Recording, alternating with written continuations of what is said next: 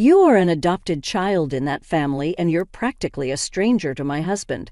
Now please don't get involved with us, my husband and me, after our marriage. You're a stranger, so we won't invite you to the wedding." I lost my parents when I was young and have lived apart from my brother. When I heard my brother was getting married, I was thrilled. But then his fiancée said something unbelievable, not realizing it might cause her a lot of trouble later. I'm Emily, a 33-year-old office worker. My parents died in a car accident when I was just 8 years old. Initially, my 5-year-old brother Ethan and I were taken in by our paternal grandparents. Our grandparents tried desperately to raise us, but it's tough to bring up 2 kids. They had retired, and it must have been hard for them to continue raising 2 children. 3 years later, I was taken in by my aunt and uncle, becoming their adopted child. It was sad to be separated from my brother, but we could still meet. I had just gotten used to living with my grandparents when I had to move to a new home, which was nerve-wracking. However, my aunt and uncle welcomed me as if I were their own child. "Let's slowly become a real family for us. You are already our daughter," my uncle said, and I remember feeling relieved. I later found out that my childless aunt and uncle decided to adopt me after much discussion. Their home was a bit far from my grandparents, but a 30-minute train ride away, and I thought I could visit my brother on my own when I got a bit older. That's how my life as my aunt and uncle's daughter began. Being blood-related and having a parent-child relationship are not the same. At least that's what I think. A mother isn't only someone who gives birth. Over time and through shared experiences, a parent-child relationship can develop. I learned this through my life with my aunt and uncle. There's no blood relation between us, but we're definitely parents and daughter, a family. I only told close friends, and they were surprised to hear we weren't blood-related. A friend's mom once told me, "Emily, growing up so well-adjusted despite such circumstances is impressive, but I don't think it's anything special." It was just the love and patience of my aunt and uncle that were remarkable. At first, I couldn't fully open up. I was stubborn and even rebellious at times. I'm deeply grateful to the 2 who continue to face and accept me, and now I truly think of my aunt and uncle as my parents. As an adult, I wanted to give back to them, even just a little. With this in mind, I joined my uncle's company, worked hard, and now I'm a supervisor. I kept in touch with my brother regularly. Once we both had cell phones, we communicated directly through texts and calls, and I would visit him sometimes. But after high school, our meetings became infrequent, and he would only reply to my occasional texts. It's common for siblings of different genders to drift apart as they grow older. My brother grew up well in my grandparents' house, remaining kind. He might have felt lonely without parents at times, but he never caused me significant worry and matured eventually. My brother graduated from college and joined a top company that everyone knows. My grandparents and I were very proud. Then this year, when he turned 30, he contacted me out of the blue, wanting me to meet the woman he was marrying. While I felt a bit upstaged, it was indeed wonderful news to hear that my brother was getting married. I regret that our grandparents, who passed away in the last 2 to 3 years, couldn't be here to celebrate. They surely would have been overjoyed. A few days later, my brother brought his fiancée to meet us at the house where my aunt, uncle, and I live. "Let me introduce you. This is Samantha, my fiancée," he said. "Having lost our parents at a young age and eventually being separated, it's been quite a journey for us. Thinking about how we've both grown up and reached this day, I can't help but feel warmth in my eyes. Seeing my brother's happy face made me feel almost like a mother to him. To think that my little and adorable brother is now introducing his fiancée. I'm his sister, Emily. Thank you for coming today," I smiled at his fiancé. "Ethan, I'm so happy to see you after so long. Wow, you've grown up to be so respectable. Congratulations on your engagement. I'm glad to meet Samantha, too. Thank you for coming." My aunt and uncle also smiled warmly, extending their greetings. No, it's only natural for us to come and greet you. I also wanted to have a chat with my future sister-in-law, she responded briskly, smiling. I had imagined her to be a sheltered young lady, being the daughter of a company president, but she seemed quite capable. Ethan is a gentle and easygoing type, so maybe he matches well with a woman like her. She looked straight at me with determined eyes. That day we all introduced ourselves and chatted over cake, with my aunt and uncle joining in. Are you single? Do you have any plans for marriage? So you're the adopted child of this family, don't you live alone? She asked various questions, seemingly trying to get to know me, her future sister-in-law. When she asked to exchange contact information before leaving, I gladly agreed. Later, she contacted me to meet at a cafe, making me feel like I was gaining a sister, which was a ticklish feeling. However, my cheerful mood was about to be abruptly overturned as we sat down for coffee. Ethan's fiancé began, I wanted to talk with you alone today. Sure, thank you. We're just women here, so if you have any complaints or hard-to-say things about my brother, I'm all ears, I said. But that's not what she wanted to talk about. Did she just sigh? Sensing something off in the atmosphere, I looked up to see her gazing intently at me. I have a favor to ask before we get married. What could it be? Her use of the word favor made me a bit apprehensive. Her gaze was very intense. So you're the adopted child of that couple and single, right? Yes, that's right, I replied, a bit taken aback by her sudden question. Ethan is practically a stranger to you now, right? Please don't involve yourself with us after we get married. What? I blurted out in surprise. We won't invite you to the wedding since you're a stranger. What? Just wait a minute. What is she talking about? I might be a stranger legally to my brother, but we are real siblings. I have no intention of meddling in your married life, but I do want to attend and celebrate your wedding. I've heard that no family is free of problems between daughters-in-law and mothers-in-law or sisters-in-law. Is she trying to preemptively ward off any potential issues with me, her future sister-in-law? But I have no intention of interfering in my brother's marital life, so I gently assured her that there was no need to be so wary. But she shook her head at my words and spoke again. Please don't misunderstand. I'm saying you're a stranger to us, family, yet considered strangers. I couldn't comprehend what she was saying and tilted my head in confusion. Ethan, and you have been strangers for a long time, right? And you're still unmarried and living with those elderly folks, not even on your own. Being an adopted child and single, it would be troubling if you were to rely on us in the future, she declared firmly. Such a cold look for the sister of her future spouse. I was taken aback, but she continued without concern. It's out of the question for you to rely on us after they pass away. Wait a minute, they're still healthy, so please don't say such things. Besides, I have my own job and income. Yes, for now. If you were unemployed, I wouldn't have even come to greet you, she interrupted me, glaring. Anyway, we won't invite you to the wedding, and you don't need to invite us to any of your family events either. Just because you're single, don't expect any future support or care from us. What does she think of me? Sure, I'm single now, but I have a job and savings.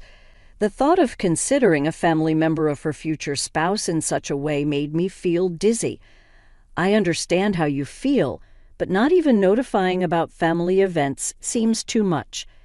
I don't think Ethan would agree. Just because we've seen less of each other as adults doesn't mean our family bond is gone. Shocked, I responded firmly. Well, minimal involvement is unavoidable, I guess, but please gradually distance yourself. Talking with her who said this so nonchalantly made me feel sad. I'm asking for the sake of our happy marriage. If you refuse, it might complicate our marriage. Remember, it was Ethan who wanted to marry. Think about his happiness, okay? She implied that if I didn't accept this, she might not marry Ethan. It sounded more like a unilateral ultimatum than a request. Ethan's proud smile from the other day came to mind. This condition was unreasonable, but I didn't want to interfere with my brother's marriage. Faced with her irrational demands, I was left speechless. That night, when I told my aunt and uncle about the day's events, they both found it hard to believe, understandably so. Did she really say that? She seemed so pleasant when we talked the other day. I was shocked, too. I thought she just didn't want a sister-in-law meddling, but it was more than that. She insisted we're strangers and wouldn't hear otherwise. What will you do? My uncle asked, concerned. I don't want to ruin Ethan's wedding. I'm not happy about it, but I'll skip it. Once things settle, I'll meet with Ethan alone to celebrate. I see, but if Emily is treated like that, we have no desire to attend either. My aunt nodded in agreement. Seems like the problem is on that young lady's side, isn't it? I looked puzzled, and my uncle nodded with a slight smile. Then came the wedding day. The sky was clear and blue. I should have been there to witness my dear brother's special day up close, but it couldn't be helped. Then my cell phone rang. The screen displayed Samantha. I had saved her number affectionately, thinking she'd become my sister-in-law. But now she's a stranger, not a sister. I felt no obligation to answer the call. The phone stopped momentarily, only to ring again immediately. Ignoring it only led to more and more calls on the wedding day. I wondered how the bride, Samantha, had the time to call like a demon. Annoying, I muttered, and my aunt and uncle seemed to guess who was calling, chuckling wryly. I switched to silent mode, but now my cell phone kept vibrating over and over. I wondered what kind of face Samantha, who had bluntly told me I was a stranger, was making now. The calls finally stopped, but my phone's call history was filled with Samantha's name. A stalker, perhaps? The thought made me laugh. There were a few voicemails, but I didn't feel like listening to them. That afternoon, as my aunt, uncle, and I were enjoying our favorite donuts, the intercom rang insistently. When I went to the door, Samantha, Ethan's fiancée, burst in furiously.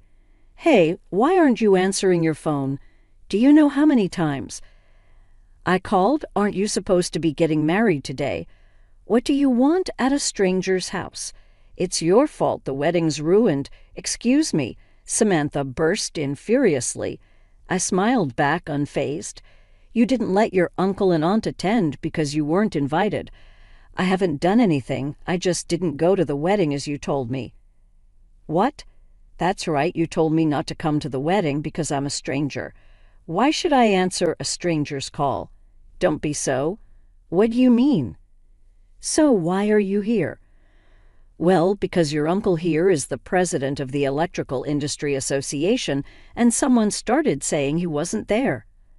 Samantha and Ethan suddenly appeared. Ethan, sorry, I thought she ran off without listening to me, but she really came here. Sorry, Emily, I didn't know anything. What happened? I heard from Samantha that you wouldn't attend. She said you had to meet your boyfriend's parents on this day, and it was hard for you to tell me. I thought that was understandable. Oh, quite a convincing lie for a reason not to attend my brother's wedding. I was impressed. Then today, when attendees noticed our uncle's absence, they started asking why the chief guest wasn't there. Someone close to our uncle said because his daughter was denied attendance, and she's the groom's real sister. What's going on? Samantha's parents were shocked, saying they knew nothing about it, and then relatives and other guests got involved, causing a big commotion.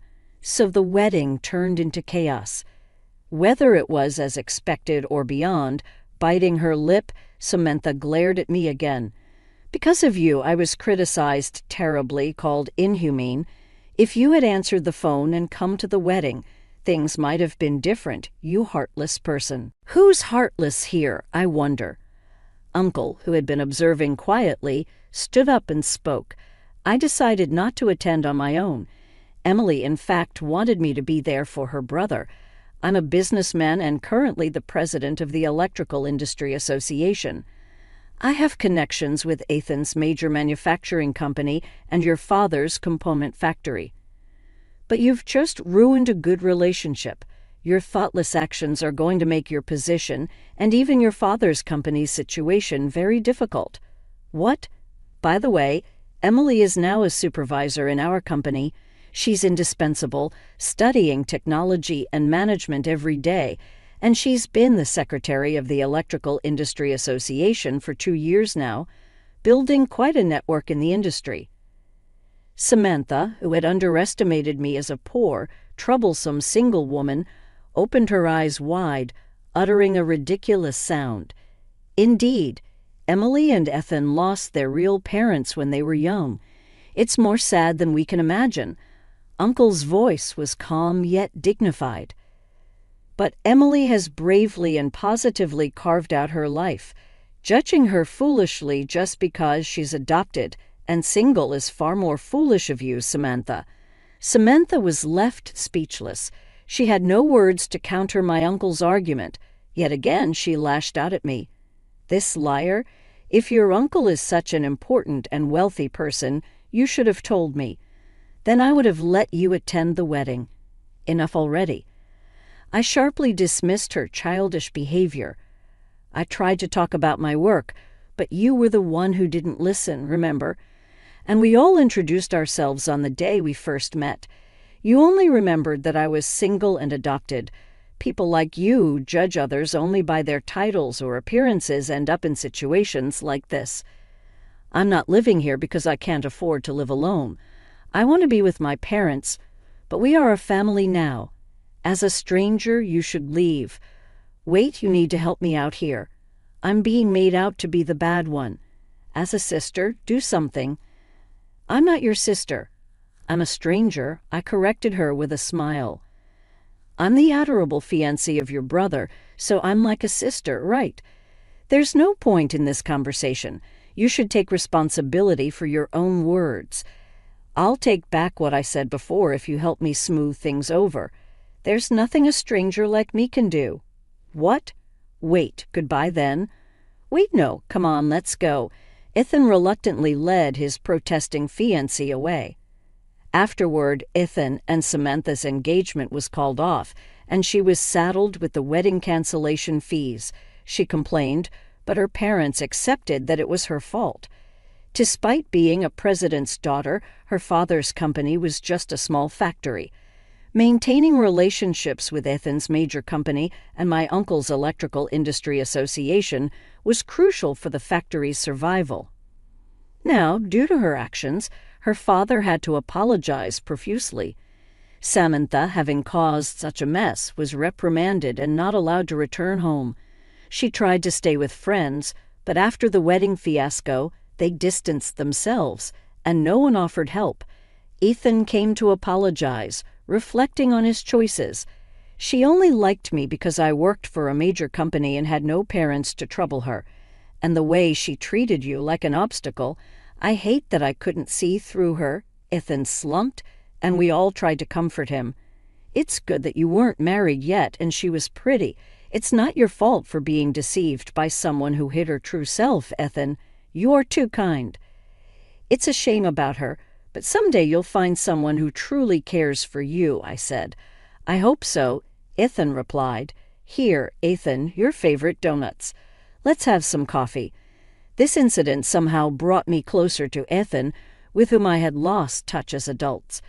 I realized I had also been neglecting to contact my brother. The initial news of his engagement was the reason for our reunion, so in a way, I'm grateful to her. Watching Ethan and my aunt and uncle talk like a real family, I pondered these thoughts. Friends, lovers, family, maybe we take those closest to us for granted and forget to show them care. I resolved to cherish my loved ones more. How are your loved ones doing?